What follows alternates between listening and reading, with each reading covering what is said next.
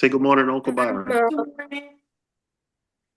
Good morning. Good morning. How y'all feel this morning? Is it too early? Parker said, "Yeah." She had a sleepover last night with her at her girlfriend's house, so I know they didn't go to bed on time. Yeah, them kids ain't gonna go to bed on time with no sleepover. You can get that Mm-mm. out your head, you know. Yeah. Well, I'm glad to have y'all back this morning. Um, Especially glad to have Parker on the call. I know she wasn't able to make it on yesterday, but she's here today, so that's good. Yeah, she told me I can't show her. She ain't got her hat done, so y'all gonna have to stare at my mug. Wait a minute. So Parker is concerned about her hair at this age? Oh yes, sir. Oh, Yes, man. sir. She got her braids out. She waiting to get them done. She said, "Do not put me on camera with my hair." I said, "All right." Wow. Man, these girls are really growing up. These kids are growing up, man. Right before our eyes, man. Right before our eyes. Before long, they're gonna be asking for cars and our bank cards. Yeah, yeah, man. All right, let me see here. I'm trying to What you man? uh,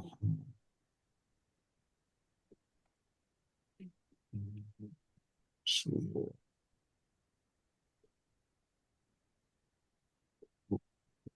Byron, I got on kind of late yesterday. What was the? We had a good total for the raffle. I know you probably went over it. Yeah, so everybody sold their book of tickets. Um, Good, I don't think there was anybody that didn't sell their book of tickets. And I think we calculated, I don't know if Nitra knows, but I would say between $600 and $800, I think we made. I think. good. That's good. Yeah, something like that. Um, yeah, if you do the number of books times 100, because every book was 100, everybody had 10. I think it came up to around $800. Good, good. But I say that, but that number does not include the money that Toya brought later. Mhm. So it may be like Right. 11. Yeah. All right. Good. Yeah, something like that. It's So really good. yeah, so that is right there. Nitra said we sold almost 200 tickets, but I think it was like 160. We sold 160, so $1,600. Okay. It's Yeah, good. That's real good. yeah. So that was a good thing, man. Those raffle tickets really was. Good fundraiser.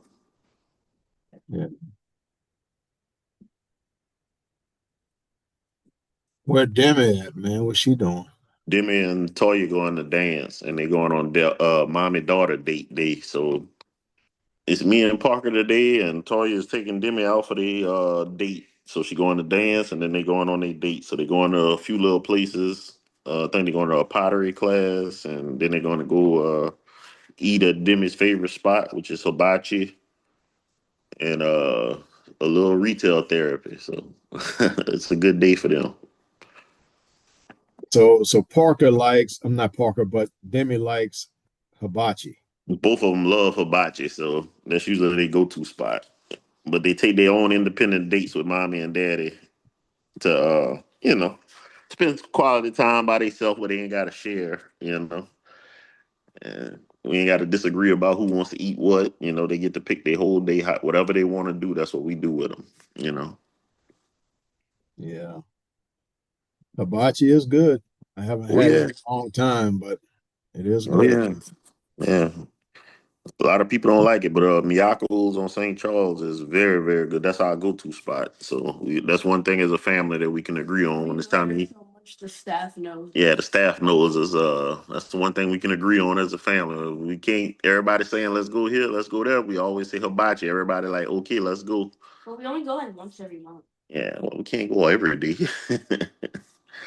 And the default is Texas Roadhouse, which I'm not a big fan of. Parker not a big fan of, but Toya and Demi love it, so gotta compromise. Yeah, I'm not a fan of Texas Roadhouse either. Me and Anitra, we had a real bad experience. One day, man, it was horrible, so horrible that I didn't give a tip, man. Oh, It's not like me to not give a tip, but it was that bad, man. It was wow, that bad. Yeah, it was that bad. Um, just to kind of give you a little bit more information. So we were seated, and the young lady never did come back to us. wow, We asked the wow, lady for we wind up getting utensils off another table wow. so that we can have for our table. And then they had a big group that came in, And they and forgot about y'all. man, the girl Daniel, the girl had to pass by us to get to the new group, and she wouldn't even acknowledge us, man. She would just walk clean by us. She wouldn't say, "Okay, give me a moment, I'll be back." Nothing. She would walk clean by us, man, not acknowledge us at all. And it was I never had that type of experience before in my life. It was crazy. I don't know what was going through the young girl's mind, but boy, that was a bad experience. Hey, neat ain't write no note on that receipt. No, no, I don't know, man. I might have did write something on Neat there. write a wrote. That's why you ain't getting no. Yeah, Hey, but hey, yeah, Dad, did you all end up getting your food though?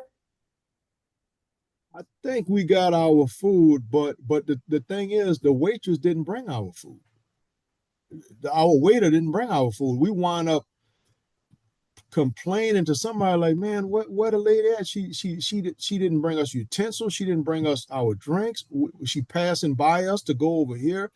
She would just pass by, right by the table, wouldn't even look our way, man. That's how bad it was. So we wound up talking to someone, and I think somebody else brought our plate, brought our food to the table. And I was like, oh no, man, oh no, this is man, I ain't never in my life thought about not giving somebody a tip, but in that situation there, man, that girl didn't deserve a tip once whatsoever, man. Hmm. Yeah, it was bad. So look, y'all, look, we after the hour, and we're gonna go ahead and get started. There's some people who aren't on yet, but I don't know if they're coming on or not. I don't know. Some people sleep in. I don't know. So let's go ahead on and get started because I do have a real good call this morning. We're going to talk about uh, money, power. Yesterday I was saying relationship, but really the book is Money, Power, and Sex, SEX. Okay, I just didn't want to keep throwing that word around. It's a strong word with kids on the call, but that's really what the book is about. That I read by Deion Sanders is his autobiography. And I'm going to tell you, it's real, real good. And we're going to learn a lot about his autobiography on today.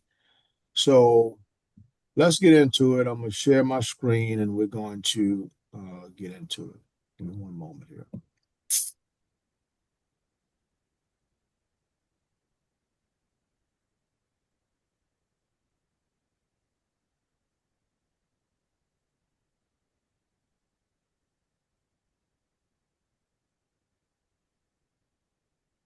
Right,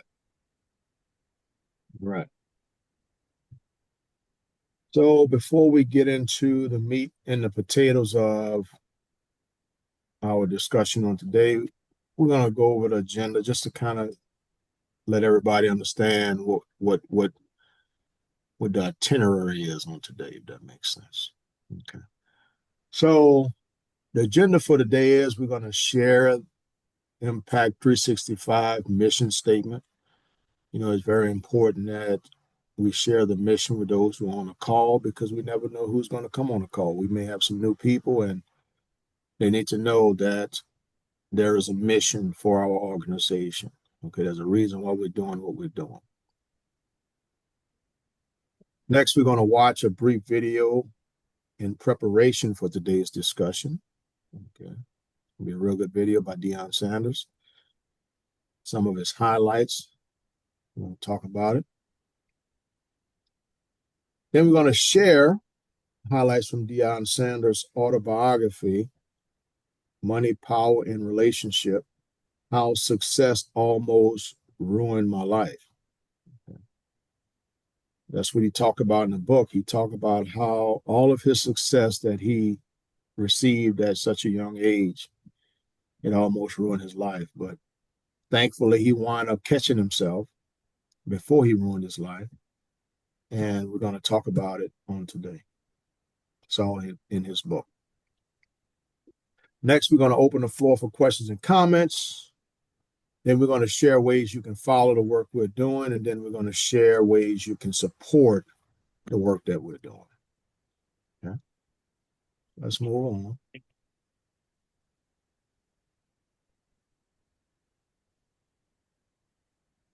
So here's our mission here. Our mission is to build hope, courage, and confidence in the lives of the youth through training, education, and experience to help them navigate life challenges.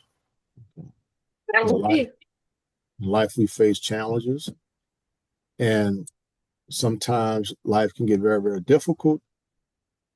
And we as an organization address those difficulties that people will face in life. We're here to address those things to help you be able to navigate those experiences, to help you navigate peer pressure, to help you navigate conflict, and help you to de-escalate and help you to learn to be a leader and all those different things. That is why we're here. That's why the organization was formed, to help you be the best version of yourself. Okay, so that's what we're about.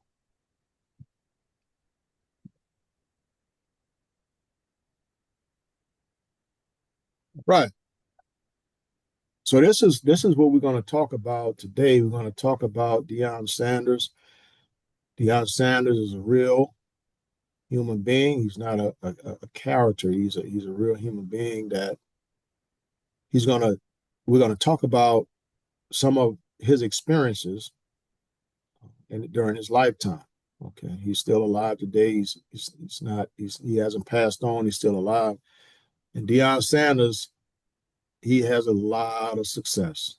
I would say his success exceeds most, because as you're going to learn, Deion Sanders was a pro baseball player and a pro football player at the same time.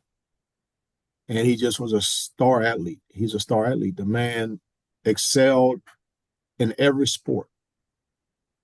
He excelled in baseball. He excelled in football. He excelled in basketball. In high school, he was an excellent basketball player. A lot of people don't know that. He was a star track runner. A lot of people don't know that. But these are the things that Deion Sanders was very, very good at. The guy just all-around athlete. But he has a story. We're going to talk about his story this morning because it's going to help us to understand a lot about real life experiences. So we're going to talk about it. Daniel, you had something to share? No, I'm good. Okay. I thought you said something. Okay. All right. So let's watch the video. And then we're going to talk more about it on the other side. Okay. Let's watch the video here. And look, while we're watching the video, this is what I want you guys to do. I want you guys to pay attention to how Deion Sanders look in terms of, his clothing and his jewelry. I want you to pay attention to that. I want you to pay attention to his attitude, his demeanor, his confidence. I want you guys to pay attention to that because it's going to come into play as we talk about his autobiography. So I want you guys to pay attention to that because it's going to mean something to you when we get into his autobiography. Okay, so I want you to pay attention to it. Let's go ahead on and start the video.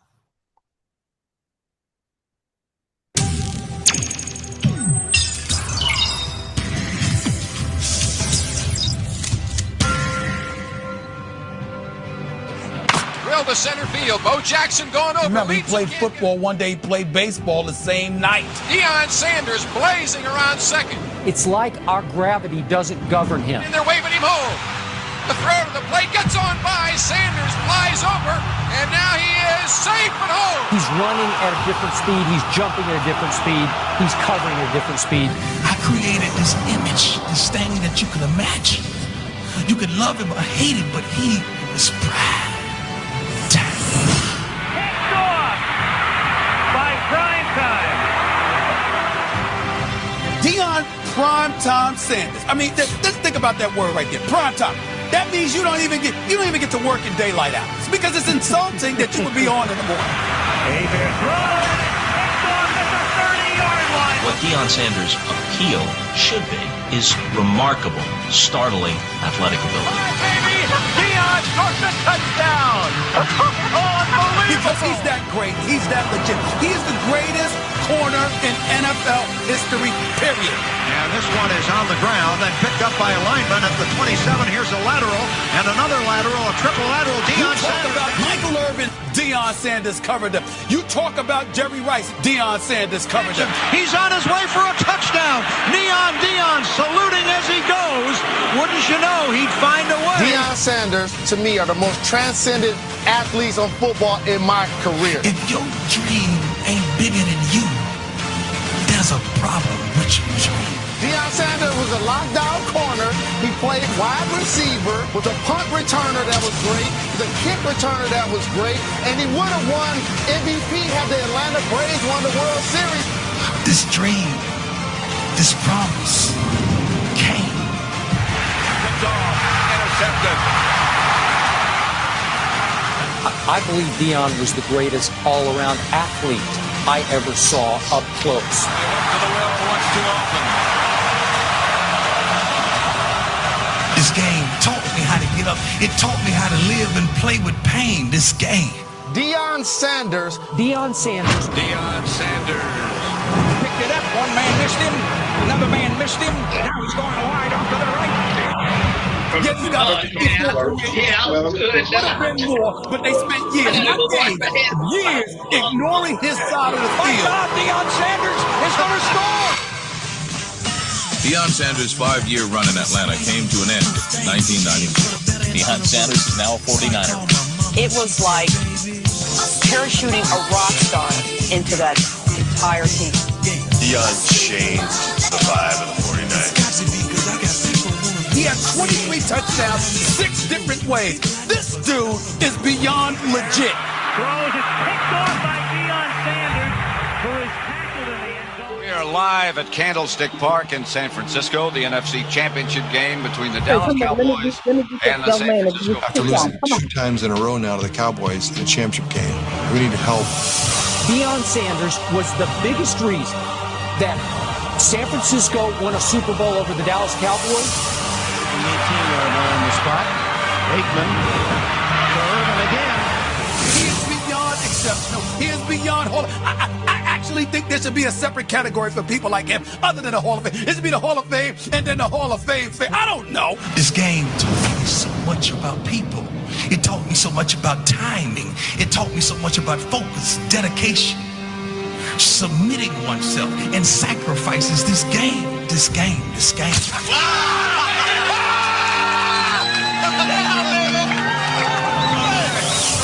He then turned right around and became the biggest reason that Dallas beat them the next year in '95. Sanders has just turned in a big play. Remember, he played football one day, he played baseball the same night. Drill deep toward right field. Putting it back toward that wall. That ball is out here. Becoming the first person ever to hit a major league home run and then score an NFL touchdown in the same week. Look good, you play good, play good, live good. You know, he's good, that good. To the 5, what a play! Here he goes! I created this image, this thing that you could imagine. You could love him or hate him, but he was prime time. Prime time is back. He wants music. He wanted him to play a record when he returns punt. He wanted his own music for punt. But I'm telling you, this is prime time that we're talking about here. Prime time.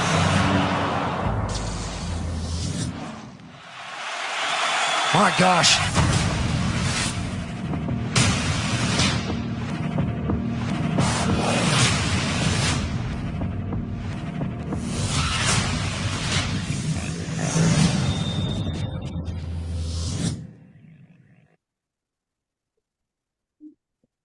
All right.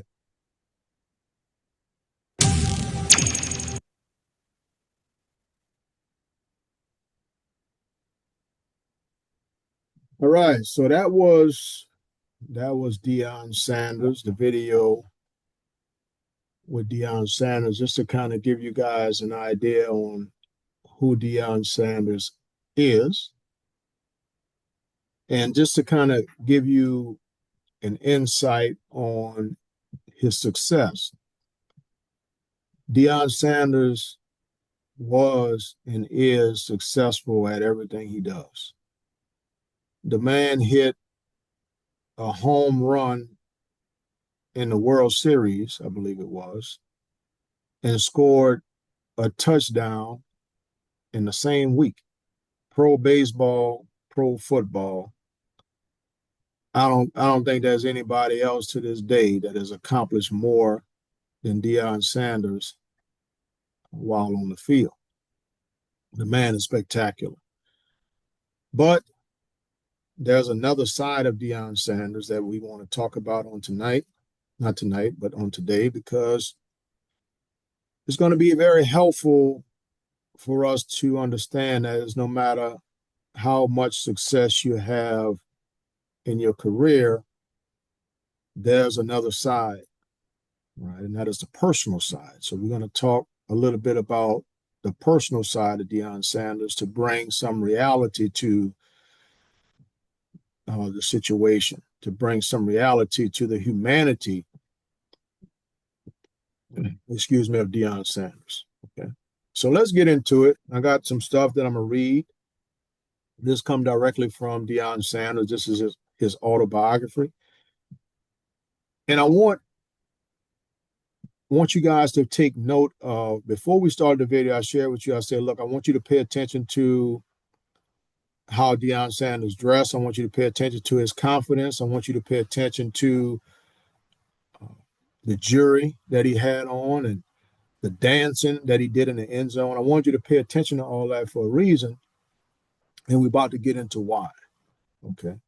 Because Deion Sanders was known as prime time. That's what he was known as. They call him prime time. He was the man.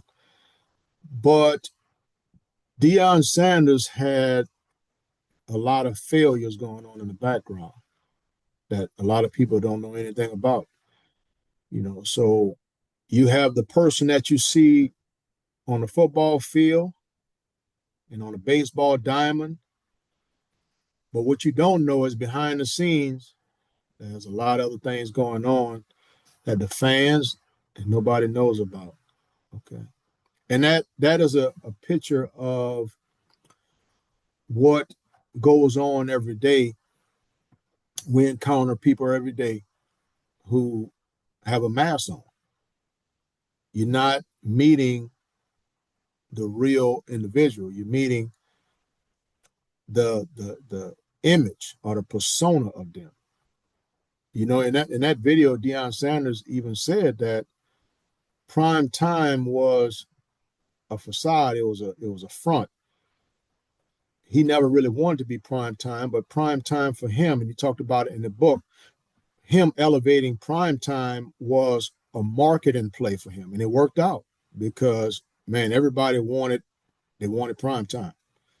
So it was a marketing play and it worked for him.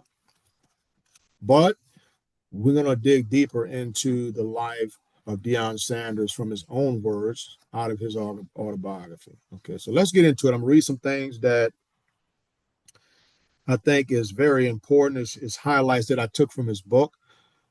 So obviously I'm not reading the whole book, but I'm giving you the highlights, the important things out of the book that I thought would be very, very helpful to you guys on the call. Okay, so let me read some stuff to you because once again, we're talking about power, money, and his book is Money, Power, and Sex. I just say money, power, and relationship. But we're going to talk about money, power, and sex, power, money, and sex, because what Deion Sanders states is that it almost ruined his life. Success almost ruined his life. And I want to make sure that we are stable in everything that we do, so that no matter how high we go, we will always be grounded. Okay, if that makes sense to you. So let's read. I'm about to read some stuff to you, and I want you guys just to pay attention because we're going to talk about it. Okay. But this is what Deion Sanders says. I was a senior in college and I had gone home for Christmas. I was at one of the big department stores in the local mall in Fort Myers buying some $20 earrings for my stepsister.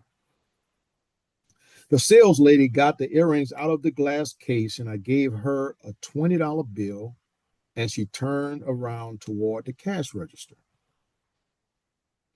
The store was packed, and on the way over, she got into a conversation with another clerk.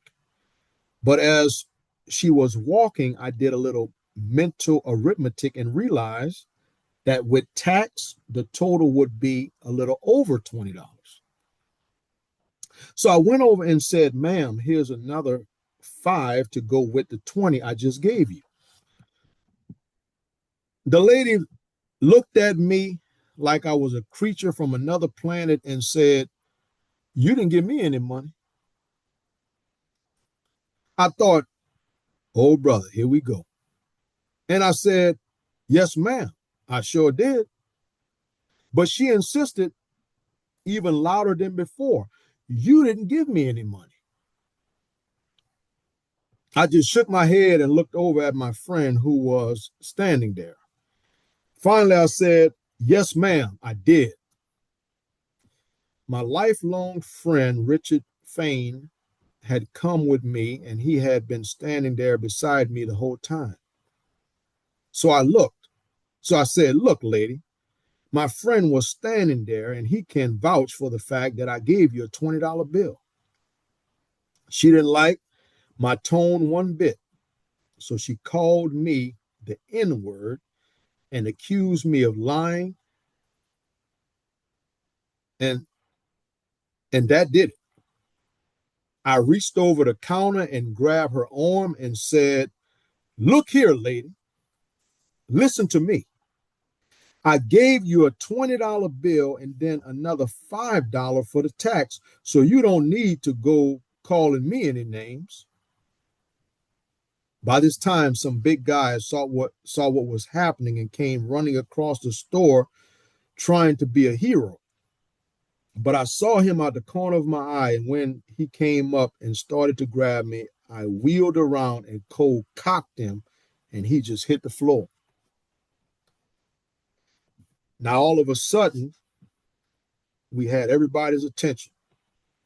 The whole store was catching this action, and it was starting to look pretty ugly. So I said to my friend who was standing there wide-eyed, with his mouth open, with his mouth just hanging open, man, this is crazy. Let's go find a phone. There's going to be some trouble. So we went out into the mall to a payphone to call home. My stepfather answered the phone. I told him, Will, his name was Will, I'm just calling to let you know I might get into something down here. I might get into a little trouble because I just had to hit this dude down at the mall. I had played ball in this town my whole life, and you would think somebody might have recognized me and said something in my defense. But while I was standing there explaining things to my stepfather on the phone, one of the security guards from the mall came running to me and said, okay, you, come on, you coming with me. I looked back at him and said, okay, just a minute, I'm talking to my stepfather. But he wasn't hearing that. He reached around me and pushed down the button on the phone and grabbed the receiver out of my hand. Okay. I said, hey, man, there is a way to do things, you know. You don't have to act like that. But I just shook my head and went with him because I knew there would be questions and forms to fill out and stuff like that. As we were walking down the hall, I could see this local policeman approaching in a big hurry and said, "Oh man," now he wanted to be the tough guy. So this cop came and grabbed me by the arm and tried to show out in front of the other police officers. They were pushing me along, and by this time, 2 or 3 others had come, and they started pushing and shoving me down the hall. And finally, they took me down one of these little tunnels that they have in the mall, and they stopped right on the other side of the door. I just looked at them and said, "Man, what's going on here?" I had on some chains, a couple of rings, and I was flashing a little gold that day. They didn't know who I was or where I was from, and I guess I must have looked like a drug dealer to them. Even though my picture had been in all the newspapers and I had played football on TV for years, it was obvious they didn't know me from the King of Spain. But with all the jewelry I was wearing, they decided they had a live one on their hands. It wasn't looking good for me or Richard either, with a half dozen cops about ready to break my neck. So as soon as we stepped out onto the hallway, I grabbed hold of the door and said, "Hey man, can my friend come with me?" At that exact instant, they grabbed me, drew me up against the concrete wall, and started punching me and roughing me up. Now, I was in pretty good shape, an athlete, practically a pro by this time, so I reached out and shoved one of the guys away from me and tried to make a break for the door. My friend, seeing all this, yelled out, "Hey man, leave him alone." But they didn't do anything. Now Richard was the guy who gave me the nickname Prime Time, so he was always looking out for me. He was with me, but I wasn't planning on waiting for any courtesy calls. I started to run, and just as I broke for the door, I heard the police officer yelled out, "Shooting!" I just froze in my tracks. They came running after me, shoved me outside the door and into the parking lot behind one of the buildings, and this time they really started pounding on me. One guy was pushing my face up against the big green dumpster, and a bunch of young kids who saw all the commotion started gathering around to see what was up. And when they recognized me, several of them started yelling and screaming, "It's Deion Sanders! It's Deion Sanders!" So I said to the cop, "Come on, man. Don't do this stuff in front of the kids. Can't you see that they're seeing all of this?" The kids were all yelling and screaming my name because they knew who I was. But the cops didn't know from nothing, and they handcuffed me, shoved me in the police car, and drove me down to the station. I honestly thought they were going to break my arm, shoving handcuffs on me and pulling my arms up behind my neck. But when we got down to the police station, one of the police officers who opened the car door took one look at me and said, "Oh my God, it's Deion Sanders." The chief of police was the father of one of the kids I grew up with, and he knew I wasn't a thief or a drug dealer, so he yelled, "Get the cuffs off of him." And they took the cuffs off of me, and I went into the station. I explained to the duty officer that what really happened down there, and I wrote it all up, and they realized that I was telling the truth. But unfortunately, I guess that didn't satisfy everybody. When I pushed the guy up against the wall and started to run, check this out, nothing was wrong with him. He may have been embarrassed and his pride might have been wounded, but he wasn't hurt physically in any way. But as soon as he found out who I was, he sued me. I still didn't have any money at that time, but that didn't stop him. He made a case of it, and my lawyers advised me to settle out of court. This rental cop claimed he was injured and couldn't work, but I think he just saw a chance to take advantage of a situation, and he didn't care that I was innocent from the start. Okay. So we're talking about money, power, and sex, and these are some of the things that come along with having a lot of power and having a lot of money. People try to sue you. People try to come after you. And that's why I want to talk about it, because, you kids, you need to be aware of this. Some of you on the call are athletes, you play ball, and you need to be aware that you need to know how to maintain yourself, because some people are out to get you. And it don't matter that you're innocent. That's what Deion Sanders just stated. It didn't matter that he was innocent. The moment that police officer found out who he was, we got to sue him. He got money, you see. And Deion Sanders said at the time, he didn't have any money. It was still early in his career, so he didn't have any money yet, but he was famous. Everybody knew him because how good of an athlete he was. But Deion Sanders playing sports since he was a young boy, so everybody knew who he was. So his name was all around town. And they tried to extort him for money once they knew who he was. Okay.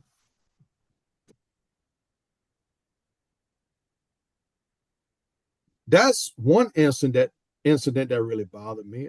Another one happened when I went down to play AAA baseball in Richmond, Virginia. I was playing for the Yankees, and we were playing the Richmond Braves, and the local fans were really giving us a hard time, and they were harassing both me and Carolyn, who was my fiance at the time. Of course, they were doing that to get at me. I was having a terrible game anyway, and finally they took me out of the game, so I got dressed and went on up into the stands to get her and said, "Come on, baby, let's go. Let's go to the hotel."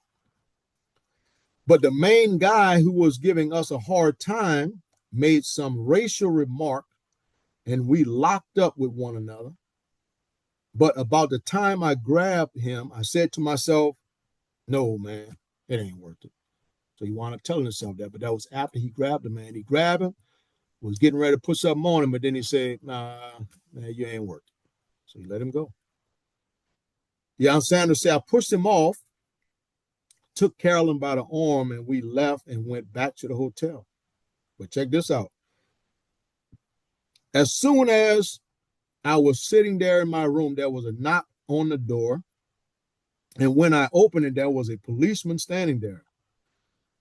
So I said, "Hey, sir, what can I do for you?" He said, "Mr. Sanders, you will come with us. You're under arrest." I said, "For what?" And he said, "Harassment, assault, and battery." And he listed a half dozen things that just blew me away. So we went down to the police station, and as we were going inside, I saw the guys who had been taunting us, and they had torn and ripped their shirts so it would look like I had just abused them. It was so funny. And the magistrate was a good old boy. That's what he's saying. The magistrate was a good old boy, and he gave me something like a $5,000 bond, something crazy like that, he said. Now stuff like that is major news for an athlete and makes you look bad all over the country. Now you got to keep in mind, Deion Sanders is a star, so publicity like that is not good for him. When you start to brand yourself and you start to damage the brand, you are making yourself less and less marketable.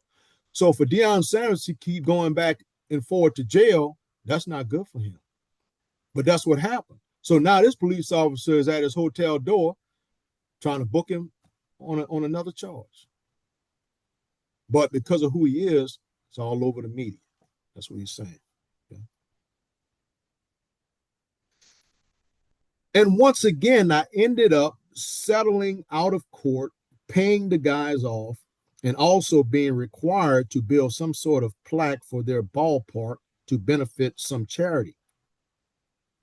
It was absolutely stupid, and what infuriates me was that the law wasn't interested in my side of the story. They were much more inclined to believe these dishonest citizens who made a claim against me. They all just saw it was a way to pick up a few bucks, and I've always felt that these things and others like them over the years were largely racially motivated. The next time I almost went to jail was in my hometown of Fort Myers. I was with the same guy, my good friend Richard, and we were in the car coming from my home. I had moved my mother out to Gateway, which is a wonderful community close to the airport. We were riding down with the top dropped back. He was riding in the Benz, a big black Benz, looking good. Me and my friend Richard, young boys, bald caps turned around backwards, music bumping. And when we saw this police officer coming, up the highway. We looked at him, he looked at us. And he came up right behind us. Traffic was real slow and we couldn't go anywhere but in a couple of minutes, the lights came on and he pulled us over. I said, "What's all this about? Why are you pulling us over?" He just started writing out a ticket for following a car too closely. Now, mind you, it was jam-packed on the highway. Cop pulled him over, give him a ticket for riding too close. Everybody's riding close. It's a traffic jam. Deion Sanders said, "I was so hot, I just left the car and walked all the way home." That's how mad he was. He said, "That was the only thing I could do to cool down. And that was in my hometown." So everybody knew who he was. Cop pulled him over for riding too close, gave him a ticket. Deion Sanders said, "I was so mad, man, I left the car there. I got out the car and walked home." He said that was the only way I could cool off from how mad I was. These are real issues. And we're going to get deeper into this story with Deion Sanders because it gets better. But I do want to share just a little bit of Deion Sanders' experiences with you. Because a lot of time we see people on TV, we see people on real life and don't understand that there's a lot of things that's going on in the background that you don't know anything about. You're seeing people that look happy that are not really happy. You're seeing people that are actually suffering in real life and you don't know it because of the image. Deion Sanders was prime time. He had an image to uphold. But behind the scenes, prime time he was losing it. He was suffering in his personal life. He was going through different challenges and it was very, very difficult for him. So that's the reason why we're talking about it on today. We're talking about money. We're talking about power. We're talking about money. We're talking about sex. Deion Sanders is a powerful man, and he's a man that is famous. Deion Sanders had a lot of money, and because he has money, everybody wants to extort him. Everybody wants to see what they can get from him. Okay, but we can also talk about the sex part as well, because Deion Sanders at one point in time started going into a downward spiral, and we're going to dig into that as well. We haven't gotten there yet, but we're going to talk about it. Okay. I don't have much longer to go. I'm looking at the time, so we're going to wrap it up.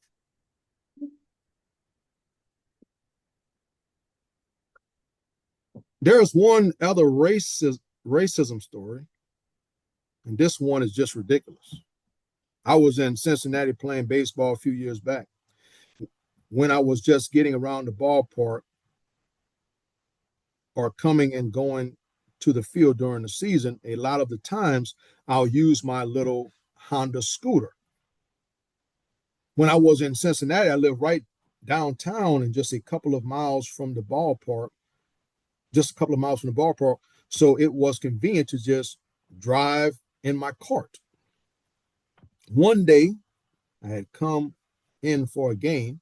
We were playing the Braves that night, and I had just joined the team, traded over to Cincinnati. So I asked the clubhouse guy, "What's the quickest way for me to get out of here?" Because mind you, he's a star. He can't just leave any kind of way, because when people know who he is, they're gonna want autographs. They're gonna stop him. They're gonna want to ask questions and stuff like that. So He want to know, man, what's the easiest way to get out of here without all these people recognizing me? Okay. There are a lot of fans out there, and I'm on my scooter. So is there some kind of shortcut or some back way I can get out quicker? One guy said, sure, Deion, I know a good way. And he told me a way that I'd never been before. I had parked my scooter down in a tunnel. So I went down there and I headed back up the tunnel. And this guy showed me which door to take. But as always, there was this security guard who had another idea. And as I was driving along, I saw that there was a high curve at one place, and there was just no way I could get my scooter over that without tearing it up completely. So I just turned around and headed back when I heard some guy yelling at me, "Hey, get out of here. Hey, you get out of here. You know you can't go that way." So I said, "Okay, man, I'm just leaving. You don't need to yell at me. I'll go." But that didn't satisfy him. He started yelling even louder, "Hey, get out of here." So I said, "Sir, there's a way to handle people, and this ain't it." I'm sure he didn't realize I was a player. I was in shorts and had my hat down. Besides, I was new on the team and I was on a scooter, and he wasn't expecting any of that. He just thought I was an employee or a custodian, I suppose. Anyway, he was this older white guy, and he was really giving me some lip. So I said, "Look, man, that's no way to talk to anybody." So he reached out and grabbed me by the shoulder and said, "I'll take you to the jail, boy." And he tried to pull me off my scooter. Well, I didn't need any of that stuff, so I just gave it the gas and took off. Deion Sanders took off. Man, just let me out of here. This dude is crazy. But this old guy was running along beside me, trying to grab hold of me, and he stumbled and fell. You already know what's about to happen now. This man has stumbled and fell. So I rode all the way back around the tunnel, parked under the clubhouse, and went back inside and said, "Your security guard just came unglued down there. He was yelling at me and trying to pull me off my scooter, and he fell down while he was chasing me. I know he's going to be upset, so you better go down there and check on him." Knowing these things have a way of turning ugly, I called my attorney right away and let him know what was going on, but it wasn't minutes before the police showed up and told me I was under arrest. All this happened inside the tunnel and the ballpark, and I'm a player for this team. I mean, it was the night before my birthday, and I'm up there sitting for at least 45 minutes and waiting for the police to make up their minds what they were going to do with me. Finally, they all got their heads together and came up with a plan. Then they took me down to the station, asked me for all kind of autographs, and I'm signing all this mess. Then the next day on my birthday, I happened to see this guy on the news in a wheelchair with a neck brace and bruises all over his face, saying I dragged him 50 feet through the tunnel. He said I ran over him and cursed him out, and that I called him all sorts of names. I couldn't even believe what I was hearing. Well, in the end, we had to go to court, and there was a big court trial, and the newspapers were full of it for the longest time. But the good news is that I was telling the truth, and the court believed my story. I successfully defended my case against this white security guard who had been on the staff for 20-something years and who was trying to sue me for $1 million, $1 million something, he said. I won the case, and they threw his claim out of court. But check this out. They threw that out. Okay. But within But within days, the guy came back and filed a civil suit against him. He wasn't going to give up without a fight. So I had to go back through the whole process all over again. And I beat him again on every count because he was just flat lying and trying to take advantage of the situation. I'm convinced that each of these cases, it's either racism, plain and simple, or that at the least it's racism tainted by greed and a touch of larceny. I thank God I had a good attorney, but if that kind of thing is happening to me, a well-known athlete, then I can just imagine that it's happening to lots of people who may not be as well known as me. Okay, so look, let me move on real quick. Let me get to the closing of this thing because I see the time here. All right, I got a few more short things to read, not much at all, and then we can have a brief conversation about it. Because we just talked about the power of Deion Sanders. He's very famous because he's an excellent athlete. He is a pro athlete in two different arenas, baseball and football. He's having a lot of problems because of who he is. People want to sue him. People want to extort him for money. So every little thing he does, people are trying to take money from him. But we can also get to the relationship side of Deion Sanders, the sex part, and that's what we're getting ready to talk about right now. Okay. Even though we had been together for several years, Carolyn and I weren't actually married until 1996. But it was like as soon as we got married, things started going wrong. Within months of our wedding, she filed for divorce on two separate occasions. The first time because of a scandal that broke around the country and caused us both a lot of grief. I had gone out to make a Pepsi commercial in Los Angeles. While I was there, I messed around with a girl who later claimed that she was pregnant with my child. Now, this young lady already had two kids for two different athletes, and she was getting child support from both of them. But in a few months after I had gone home and things were moving along pretty smooth, I got word that she had been calling my friends saying she was pregnant with my baby. But I'm saying, no way, not me. But she was saying she wanted me to give her $500,000 and she was going to go public with the whole thing. And I said, you've got to be out your mind, girl. You know that's not my kid. If you try this, I'll just take my chances. So Deion Sanders took his chances. You can go ahead and go public for all I care. So he told the woman, go ahead on, go public. You say it's my baby. You that confident? Okay, we'll go public with it. The next thing I know, my attorney's got a call from her attorney saying they're going to hit me with a nasty scandal unless I cooperate and pay the $500,000. Obviously, she didn't know how I was about money. So I said again, go ahead. I don't care. But then I remember getting a call on my cell phone one night at football camp, and it was Carolyn. She was in tears saying she had just seen the special on hard copy, and it was some young woman saying I had fathered her baby in California. I was sure it wasn't my kid, so I had blood tests taken to confirm that I couldn't be the father. Sure enough, I wasn't, but the damage had already been done. I drove home that night and tried to comfort my wife, but she was about to go crazy, and it was a wild time. So Deion Sanders started to lose his family. Okay, all behind a scandal and messing with this young girl. This young girl, she decided to go public with it.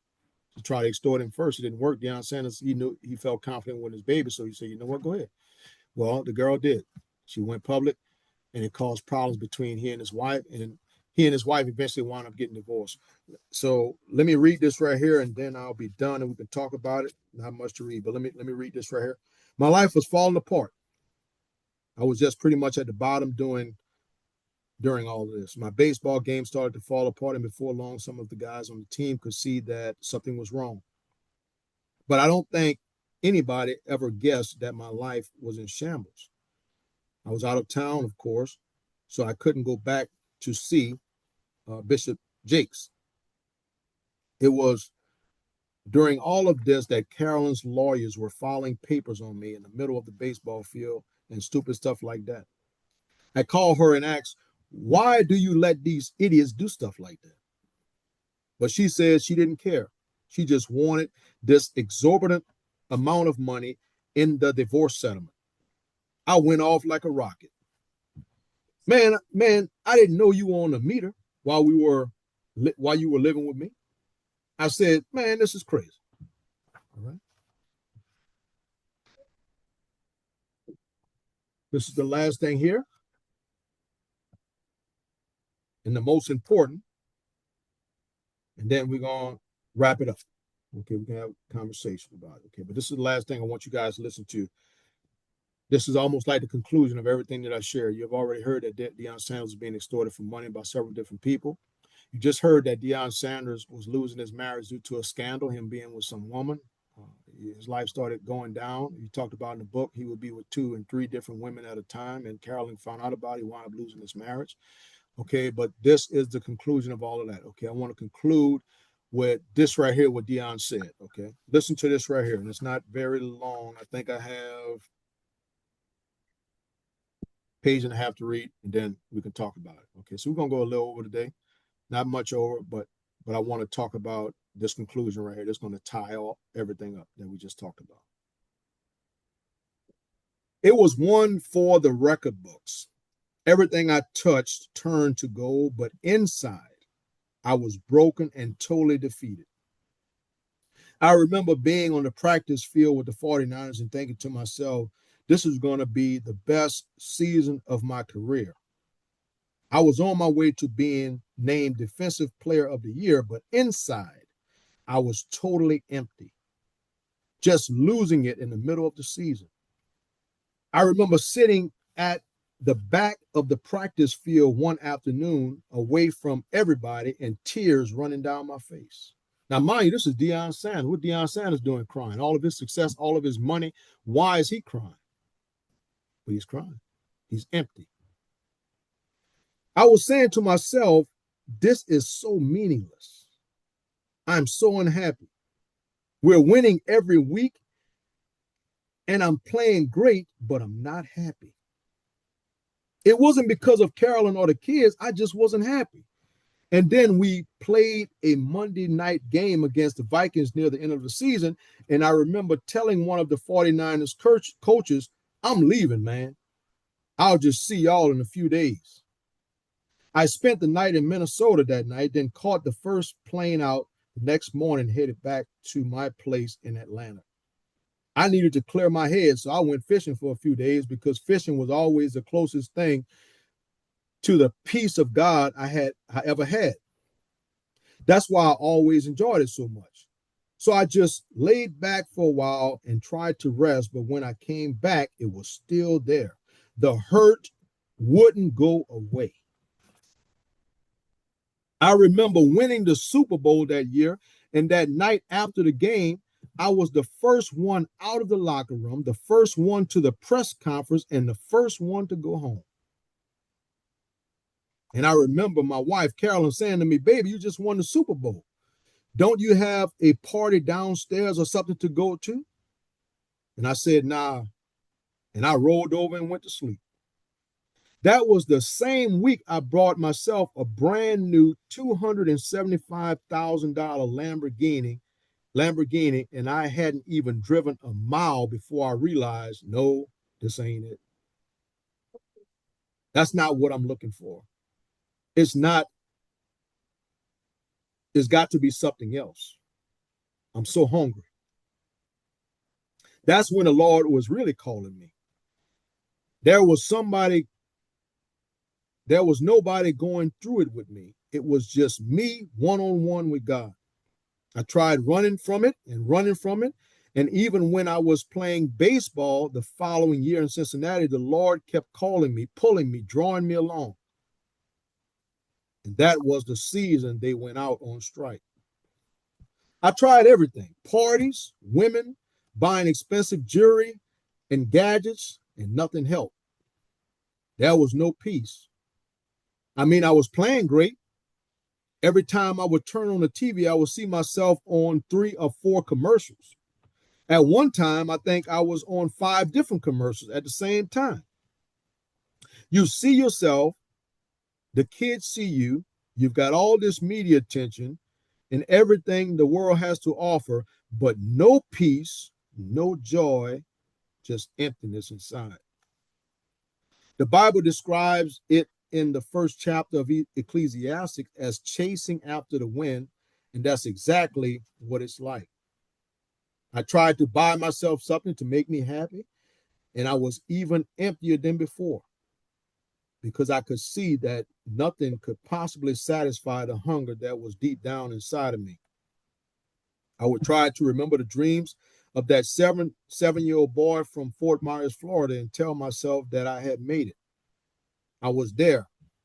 I was at the top of my game, and I had everything that anybody could ever want, but nothing changed. That's when you turn to the women and you say, okay, let me get this woman and have sex with her, and then I'll be happy. But that doesn't do it. And the next thing you know, you've got two women, but nothing, nothing, nothing. So then I decided I wanted to be a rap star. I put together that deal, cut my album, and went on tour. But I felt nothing, no peace, and all this time I was searching in all the wrong places for the answer. All I could do was stay busy, occupy my time doing whatever I could to keep working so the feeling of emptiness wouldn't come to haunt me. I would see a beautiful woman who was a challenge, and I'd end up conquering her and saying to myself, oh man, this is not it. I'd go to Hollywood and hang out with celebrities and actresses I knew out there, and I'd conquer them. And no, this ain't it either. Next thing I knew, I'd be lying up in bed with 2, 3, 4 women and realizing I'm just getting further and further away. And this is definitely not it.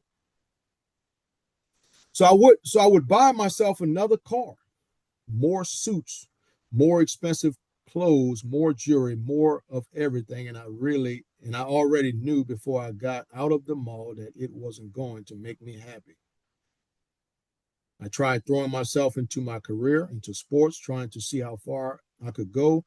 And when I achieved every goal I could think of, I was right back where I started. Empty, empty, empty. And nothing I did touched that deep loneliness inside of me. I was just running. Couldn't stop. The pain was horrible, inconceivable. Anyone who has ever had that experience can't begin to imagine what it was like to be in my shoes at that time. It was just crushing pain. I didn't know it back then, but I know now that I have a high calling on my life. So I'm trying to get you guys to. Deion Sanders said, I didn't know it then, but I know it now that I have a high calling on my life.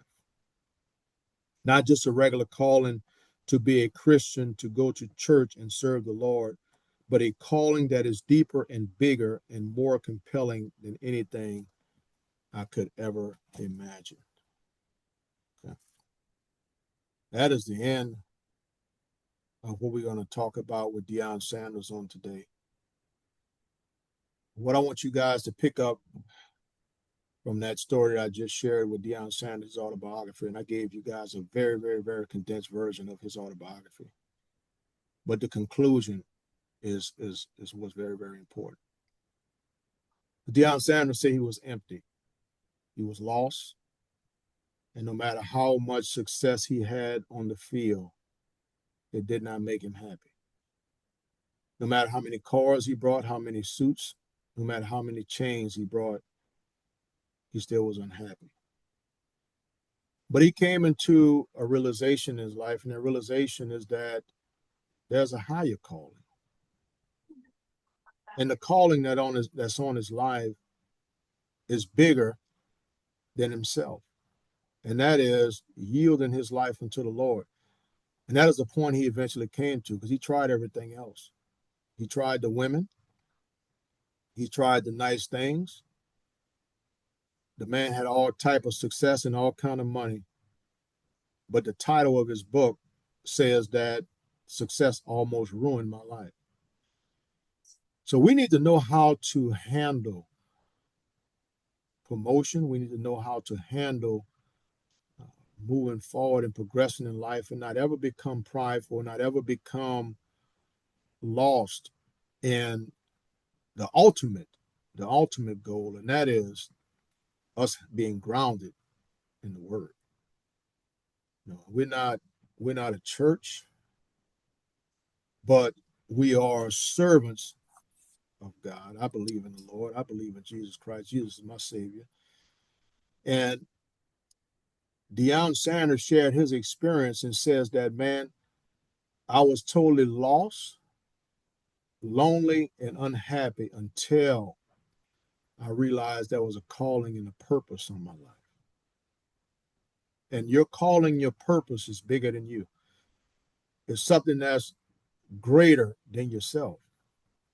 You know, it's not just for you, but it's for the people around you. It's for your children. It's for your community. It's for the world, what you have to give, because we were all created for a purpose. We're all here for a purpose. And that purpose is not to just gratify ourselves, right? Because that was Deion Sanders' problem. He was trying to gratify himself to find fulfillment. So he brought the chains, he brought the expensive cars, he brought the suits, he had the women, but nothing filled that void. And I didn't share this and I didn't read it, but Deion Sanders, a lot of people don't know that he tried to commit suicide, tried to kill himself. He drove his car off of a cliff to take his life. And guess what? He got out of that car without a scratch on it. There's a calling in his life. There's a purpose on his life. And he wound up learning that. But for a long period of time during his career, he didn't know. But when he finally found out, it changed his life. And I want to encourage everyone on the call that you are here for a purpose. And that purpose is greater than yourself. It's not for you to try to find fulfillment in material things, for you to go out and buy a whole bunch of stuff, for you to go out every night, for you to do all this stuff here trying to find fulfillment. Because according to Deion Sanders, that was all a facade, that was all a front. So the fans and everybody looking at him on that field, and man, they think Deion Sanders is all of that. And Deion Sanders in his personal life is failing. Career, going up. Personal life, going down. Lost his wife. Lost all kind of money. All because he was searching for something that wasn't there. It's not in the material things. It's not in gratifying yourself. We need to all get involved in selfless work. The work that money can't buy. Do things that money can't buy. Help somebody else and seek out how we can help other people. And ultimately making sure that we're grounded ourselves and make sure that we keep God first in our life, make sure that we trust him, that we honor him. And that's where our fulfillment is going to come from. That's where our joy is going to come from. That's where the love of God will fill the void so that you can stop searching. Deion Sanders was searching. He had all kind of money, so he had money to search. And that's what he did. So he spent all kind of crazy money on vehicles and all kind of crazy money on chains and to fill a facade, to live up to a facade. It was all fake. None of it was real. And a lot of us, we encounter people like that every day. We encounter people every day that they have a mask on. It's a facade, it's a front. And what those people need, I'm going to tell you what those people need. They needed the same thing Deion Sanders needed, and that is people in their life who are grounded. Because, see, Deion Sanders, he got aware of his calling because he was introduced to T.D. Jakes, and T.D. Jakes poured into him, and that's when he realized that, man, there's a deeper calling on my life. You know, I can't just keep operating the way I'm operating. I need to find fulfillment, where TD Jakes being grounded and helping him understand what's going on, that's what made him come around. That's the type of people we need in our life to help us stay grounded and to help us to get better. And we need to not try to gratify our own lives, but live our lives selflessly, where, we try to help other people, grow other people, and give of ourselves. And that's how we get rewarded. That's how we get blessed, is that we don't just think about our own self, but we think about the well-being of others. Any questions? Any comments? I'd love to hear from anybody. I have a question. But I was confused because earlier in the book you said that Deion Sanders he was he didn't have a lot of money and people trying to sue him, but then later on you said that he had just bought himself a Lamborghini. So like did that happen that because I thought he didn't have any money. the first time Deion Sanders got arrested, he was famous, but he hadn't signed a huge contract yet to play professional football. So he didn't have any money. He was just famous. You got people like that. You have people that are famous, but they haven't signed that big deal yet. So when he got sued, he didn't have the money yet. But later on, he wound up signing major deals on the NFL side and on the major league side. So he wound up getting money. Yeah, he was in college, Hunter. They didn't make that money like they do now back then. Oh, all right. Yeah, you also have to keep in mind that I was jumping around in the book because I wanted to condense everything so I can finish it on today. So okay. Yeah, so I hope that answers your question. Another thing, Hunter, you want to make sure too, that's why it's important for you to have your education, because people out here are signed contracts. So they look like they have money, but in reality, they really don't. They have like materialistic stuff, but most of those things, they're a renting. They don't own it. So to us, it looks like they're wealthy, but in reality, they don't have that type of money. Okay. That's right. Yes, ma'am. That's right. Very good, Tori. And they don't have somebody like Anitra either. And, they had somebody like Anitra that would help out a whole lot too, help them keep their money so that they don't run out. Anybody else? Anybody else want to comment on what they heard? What do you think about what you heard? What you think about Deion Sanders' story? I can tell you, I don't look at Deion Sanders the same after reading his autobiography. I don't look at him the same. I look at him as a bad man, a hero. He's a bad dude. He made mistakes, of course, but ultimately he was a moral man. He talked about that. Deion Sanders still to this day, he never drank, he never smoked, and he said he was always a stand-up guy. And that's still true to today. Deion Sanders is a stand-up guy. Did he do some crazy stuff? Yeah, he did. Getting involved with the women and stuff like that. But what he learned very quick is that wasn't for him. So he did it.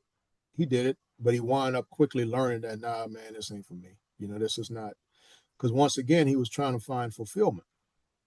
But he realized quickly that wasn't it. But in the process of him learning, he lost some things. The main thing being his marriage. He lost his marriage. Him and Carolyn is no longer married. So the scandals and stuff like that, Carolyn couldn't take that. Him being on the news and a woman saying she's pregnant and she want $500,000 or she going public and all that type of stuff. Man, Carolyn couldn't take that. And some people can't take that. And that's why, I shared with you guys on yesterday, we're going to talk about power, money, and sex, because not everybody can handle that. It's not easy. Some people can't live in a public eye like that. When you famous like Deion Sanders, you can't go to the grocery store. You better put on a wig and some shades. Because otherwise, when people know who you are, man, you can't get in and get out. See, right now, you and I, we can just go to the grocery store right now and come back home. Well, when you Deion Sanders, you can't do that. He's famous. Everybody knows who he is. All right, so let's wrap this up. It's after the hour. So what I'm going to do is I'm going to share my screen real quick, and we're going to wrap this up. Okay. All right. So no questions, no comments. Ways you can follow the work we're doing is Facebook. Facebook, we are Impact 365. Instagram, we _Impact 365. YouTube, Impact 365. That's how you can follow us. That's where we are.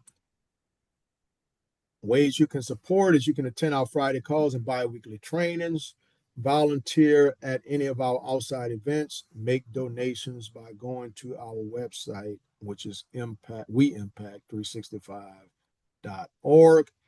This is our PayPal QR code to make a donation to support the work that we're doing. Okay. If nobody have any questions or any comments, we can wrap it up. I'll allow you guys to think about any questions you want to ask before we wrap up.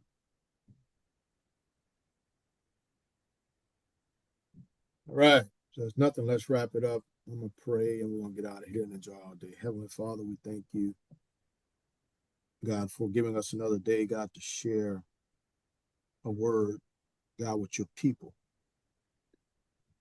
Heavenly Father, I pray that every word that was shared on today, God, will be a seed that is sown into the lives of our youth that will bring forth a harvest in their life, Lord. I pray that the kids will learn from these experiences and other people's experiences so that they can have a successful life, a bright future. I pray, God, that they don't take anything that we do for granted, but God, but that they will realize that there is a purpose and there is a meaning for each and every one of our lives. And God, that we will seek out our purpose. God, that you will lead us and guide us in this life that we live. For God, we are nothing without you, but we believe by faith, God, that with you all things are possible, God. We lean not to our own understanding, but in all our ways, God, we acknowledge you that you may direct us, God. We need direction from you. God, I pray, God, for wisdom, God, to lead your people, wisdom, God, to teach your people, wisdom to help your people, Lord. God, the children are our future, Lord, and I pray that you would help us as parents and as leaders, God, to lead our kids along the right path. God, let us not be a stumbling block before them, but God, let us help them to get where it is, God, that they're trying to go, to fulfill their lives and to fulfill the purpose for their lives, oh Lord, that their life would have meaning, Lord, and that they will feel fulfilled. God, that they won't feel empty inside, but that our kids would have true joy and true peace. And God, that they will be happy and excited, God, about where their life is headed. God, I thank you, God, for being the source of our strength, oh God, and being the source of all that we are, God. We honor you on today. God, we thank you, God, and we praise you in Jesus' name. Amen. Amen. All right. Love y'all. That's a wrap. That's a wrap.